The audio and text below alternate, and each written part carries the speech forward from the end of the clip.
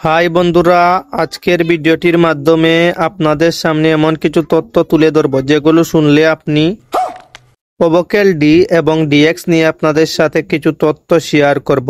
ওভোকেল D এর মধ্যে আছে ক্যালসিয়াম 500 mg এবং ভিটামিন 200 IU, আর ওভোকেল ডিএক্স এর মধ্যে আছে ক্যালসিয়াম 600 mg এবং ভিটামিন D3 400 IU।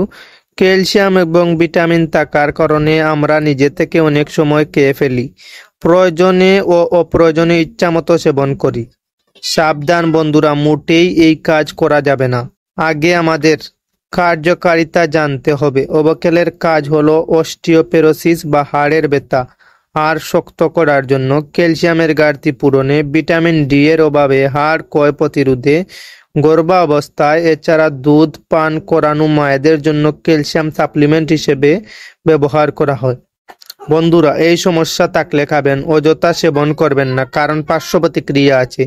চলুন জানা যাক পার্শ্ব প্রতিক্রিয়া সম্পর্কে। পেটে গ্যাস, কোষ্ঠকাঠিন্য, বমি বমি ভাব বা বমি, অ্যালার্জির সমস্যা ইত্যাদি। তাই প্রয়োজন ছাড়া সেবন করবেন না, নিজের বিপদ ডাকবেন না।